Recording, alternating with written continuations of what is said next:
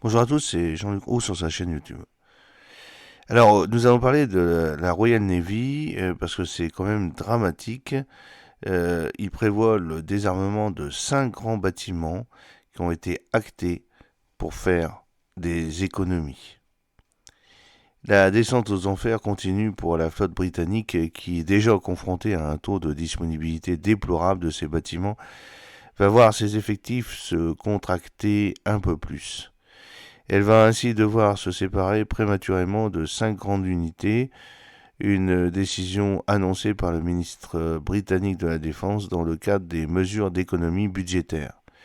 Cette fois, les 2 transports de chalands de débarquement de la Royal Navy, le HMS Albion et le HMS Bulwark, ne seront pas sauvés.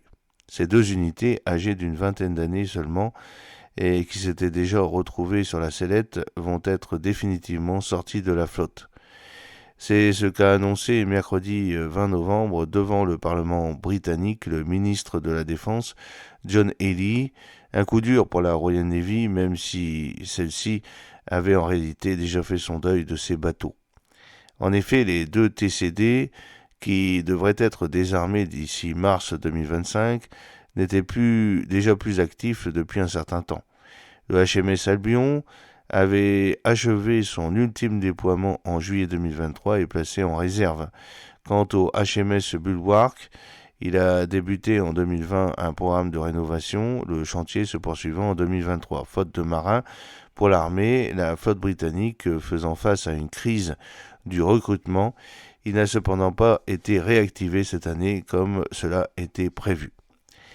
Mis en service en 2003 et 2005, les HMS Albion et HMS Bulgare mesurent 176 mètres de long pour 28,9 mètres de large et affichent un déplacement de 18 500 tonnes à pleine charge. Ils peuvent embarquer dans leur radier 4 chalands de débarquement de type LCU MK10, 29,8 mètres, ainsi que 4 petits chalands LCVP de 15,7 mètres sous boussoir.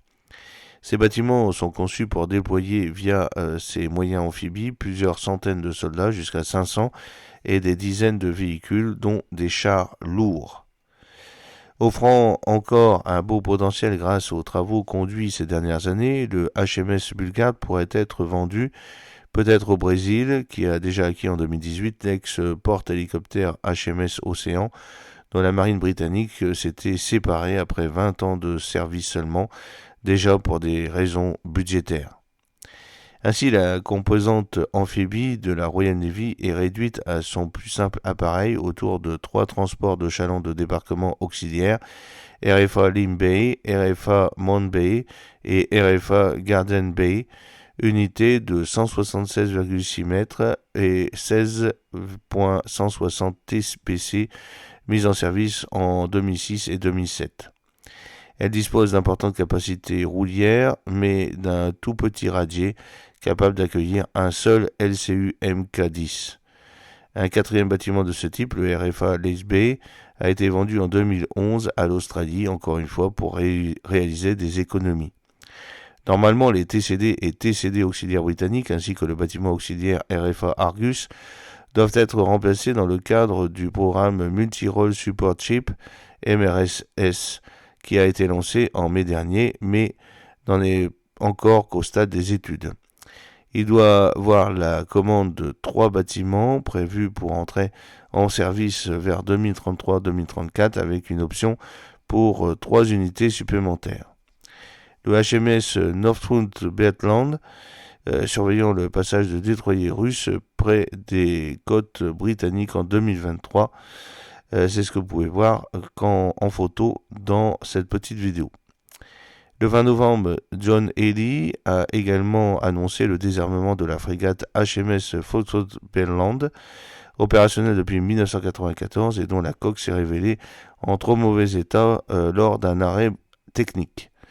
Il ne va ainsi rester à la marine britannique 8 unités de type 23, le HMS Lancaster de 1992, le HMS Iron Duke de 1993, le HMS Richmond de 1995, le HMS Somerset en 1996, le HMS Sutherland 1997, le HMS Kent 2000, le HMS Portland 2001 et le HMS Saint-Alban en 2002.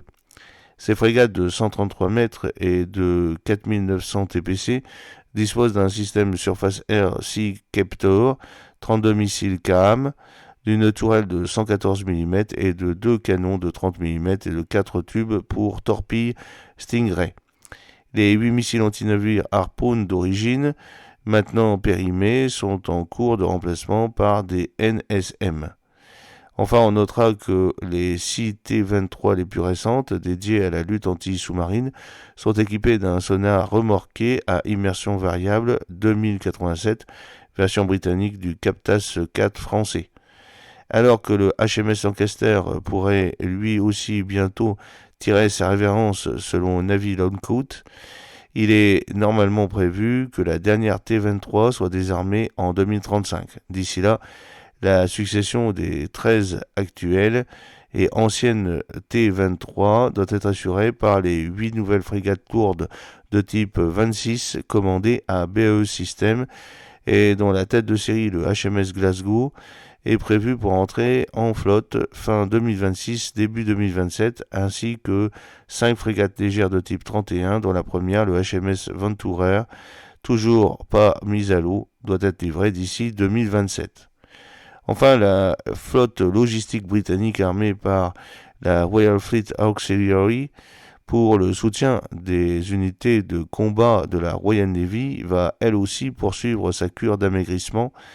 Opérationnels depuis 2003, les pétroliers ravitailleurs RFA Wave Quaint et RFA Wave Roller, navires de 196 mètres et de 31 500 TPC, sont retirés du service début 2025, eux aussi déjà inactifs en raison du manque de personnel.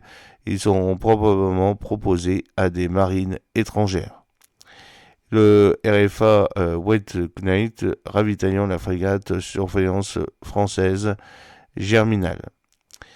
La composante de ravitaillement de la marine britannique, autrefois pléthorique, ne va ainsi plus reposer que sur 5 unités. Les 4 récents pétroliers ravitailleurs de la classe Tide, 201 mètres, 43 000 TPC, les RFA Tidal Spring, RFA Tidal Rice, RFA Tidal Surge et RFA Tidal Force, livrés entre 2017 et 2019 par les chantiers sud-coréens des SME, ainsi que le ravitailleur polyvalent RFA Fort Victoria, 203 mètres, 36 580 TPC, datant de 1994. Son jumeau, le RFA Fort Surge, a été désarmé en 2011. Le RFA Fort Victoria, ainsi que les ravitailleurs de combat RFA Fort Rosalie 1978 et Fort Austin 1979, retirés du service en 2021, pour être remplacés par 3 nouveaux bâtiments dont la construction doit débuter en 2025 pour des mises en service espérées entre 2028 et 2032. Ce programme, nommé Fleet Solid Support, a été confié en novembre 2022 au consortium Team Results, formé par le groupe britannique BMT, le chantier irlandais Harland Wolff, ainsi que le constructeur espagnol Navantia. À l'issue de cette nouvelle cure d'austérité, la flotte britannique devrait donc en 2025 compter 4 sous-marins nucléaires lanceurs d'engins de classe Vanguard, 6 à 7 sous-marins nucléaires d'attaque, 5 à 6 Astute et un dernier Trafalgar. 2 porte-avions de classe Queen Elizabeth, 6 destroyers lance-missiles du type 45, 8 voire 7 frégates de type 23, 8 patrouilleurs hauturiers de type Raver, et River Batch 2, 5, 7 chasseurs de mines, 6 Hunt et un dernier Shadow, un bâtiment porte-drone de guerre des mines RFA Sterling Crystal, un bâtiment de surveillance et d'intervention dans les fonds marins, le RFA Proteus, 3 TDC auxiliaires de la classe B, 4 pétroliers ravitailleurs de la classe Tide, le ravitailleur polyvalent RFA Fort Victoria et le bâtiment auxiliaire RFA Argus. La Royal Navy et la Royal Fleet Auxiliary atteignent ainsi un niveau historiquement bas, alors qu'à la fin de la guerre froide, elle alignait au titre d'une comparaison qui, en cette époque troublée, redevient pertinente, 4 SNLE, 15 SNA, 11 autres sous-marins à propulsion classique diesel, 3 porte-aéronefs, 13 destroyers, 45 frégates, 15 patrouilleurs hauturiers, 44 chasseurs, dragueurs et mouilleurs de mines, 8 grands bâtiments amphibies et 20 navires logistiques, dont 14 pétroliers ravitailleurs. À ce format extrêmement réduit s'ajoutent actuellement de graves problèmes dans la maintenance des bâtiments de combat dont le taux de disponibilité s'est effondré. Il n'est que de 30 à 50% pour les destroyers et les frégates, alors que la presse britannique a affirmé en août qu'aucun SNA n'avait été à la mer durant les 47 jours précédents. Lors de son intervention au Parlement, le nouveau ministre britannique de la Défense, qui fait partie du gouvernement mis en place suite à la victoire des travaillistes aux élections de juillet, a fustigé les 14 années de gestion des conservateurs, évoquant un héritage désastreux pour les forces armées britanniques. En plus des 5 bâtiments de la Royal Navy, il a également été décidé de retirer du service prématurément des hélicoptères de type Chinook et Puma de la Royal Air Force, ainsi que les drones aériens Watchkeeper, désormais considérés comme obsolètes. L'ensemble doit permettre, selon John Haley, d'économiser 500 millions de livres sur 5 ans. J'espère que cette petite vidéo vous a plu. N'oubliez pas de cliquer sur le pouce pour la promouvoir, de vous abonner si ce n'est pas encore fait, et de partager cette vidéo sur vos réseaux sociaux. A très bientôt. Fidèlement, Jean-Luc O.